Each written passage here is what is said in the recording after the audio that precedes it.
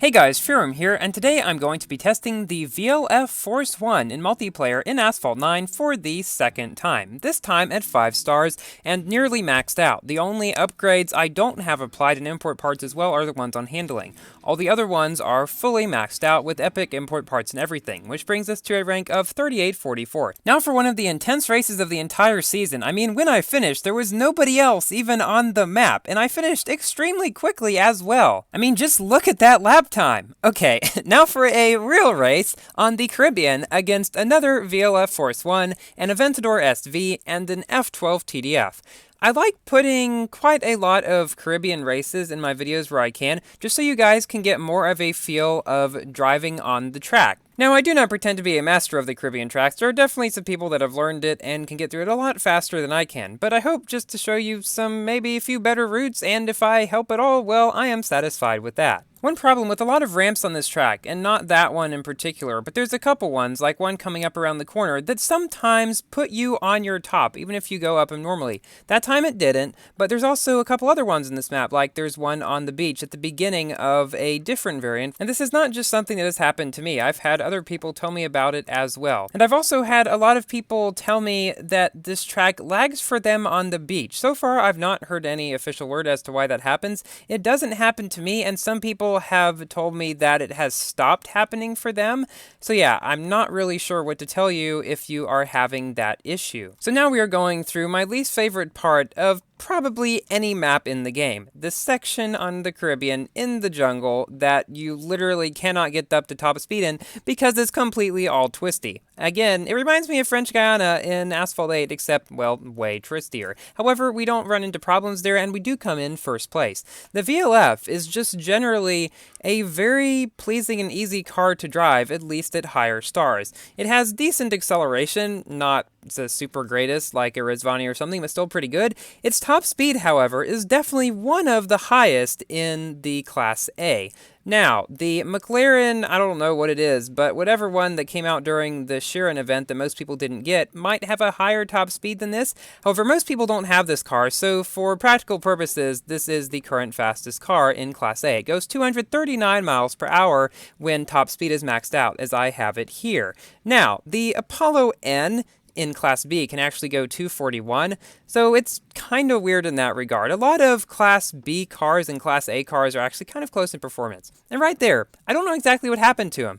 He didn't get knocked down by me, even though I was right behind him, but he just kind of randomly wrecked when going along the wall. Maybe it's one of those weird times where something tiny is jutting out of the wall, and sometimes somebody hits it. That has happened to me at one point in Rome. So we come up to the end of this race quite far ahead of the other people in the race, beating another VLF, an Aventador SV, and a Pagani Huayra BC.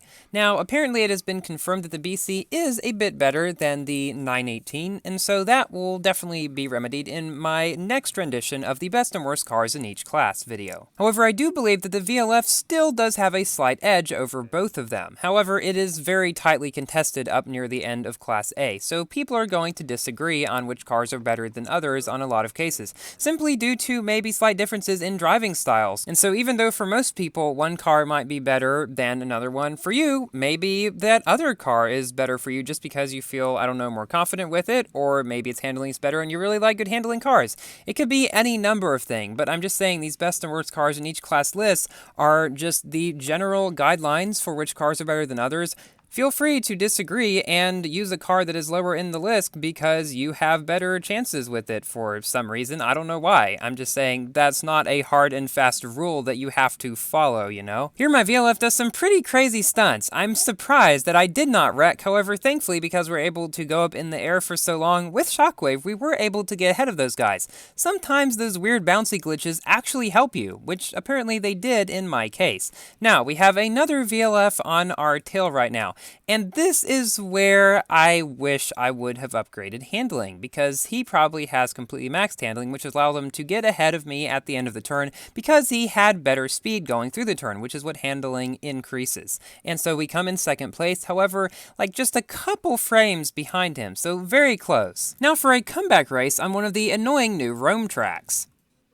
We are against 2 other VLFs, as well as an SV and an Icona. Now, the Icona is driven by a member of Legions United who actually got to Legend League this season, which so far not many people have done, partially because of annoying knockdowns like that one. Now, when I was at 1753 rating in the season, which is the highest I've gotten to in this classic series, I was at position around 40 or so, and 1850 rating higher than that is Legend League. So yeah, it is extremely difficult to get there, at least so far. Now, there are 14 days left in the season, so hopefully some more people will get there, and I will be able to get there as well, because for now, I just cannot get there. The thing is, you have to get to Legend League to use S-Class cars, and I maxed my Lycan in hoping that I would be able to make a video about that, and I still do plan to, but I'm just saying, S-Class cars I'm not going to be able to get to until we get to Legend League. So yeah, that is why it may take a while for that Lycan video, depending on how long it actually takes for me to get to Legend League,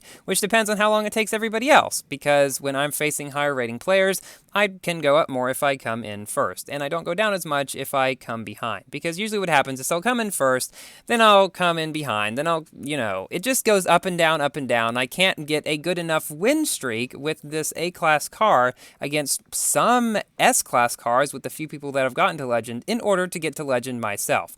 Hope that made some sense. We've now passed the VLF, who is also at 5 stars, like most of the ones are in multiplayer, since the VLF event has been going on for quite a while, ever since the beginning of the game, actually.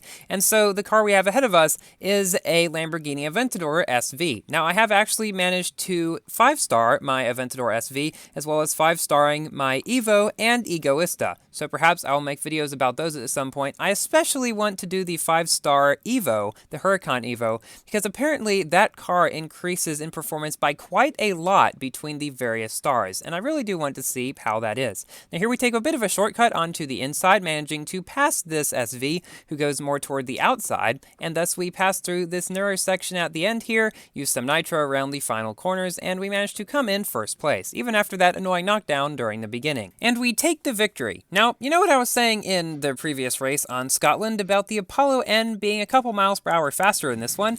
Well, in this race, we are facing an Apollo N who is 5-starred at over 3,900 rank, so at a higher rank than us, and we'll have to see how this goes. So at the beginning of this variant, what you should do is boost nitro at that first corner, pick up this blue nitro, and then boost nitro at this second corner. Then pick up the perfect run, and then barrel roll up here. The reason I say all this is because a lot of people apparently don't know how to get through that first section very well. People are drifting all over the place and bumping all the sides, and that is a pretty easy way to get through the beginning, providing you don't get bumped to the side or something, without too much of a problem. And here you should spin a little bit late so that you don't hit the bump thingy and then go flying high into there, which has happened to me plenty of times when I've spun early. Now, you guys probably remember, in my previous VLF video, I titled it Very Loathsome Front, an acronym for VLF, which I was pretty proud of.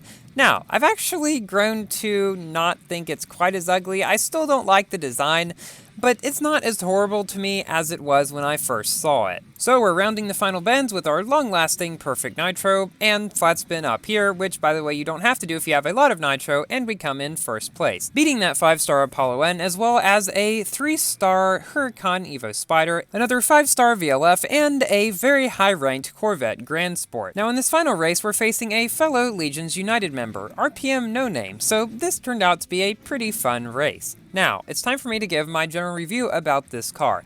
It is definitely one of the best, if not the very best, A-Class car at this point in time, considering most people don't have that McLaren or the Genti yet, which could be better, but we don't really know much for sure yet. So yeah, this one is pretty much your best bet for getting to Legend League in the current season, because you can only use A-Class cars to get there, because you can only use S-Class cars once you get there. You could also use some high-end B-Class cars and stuff, but I would say that overall, this is probably the one you should choose, because it's just got very good stats all around.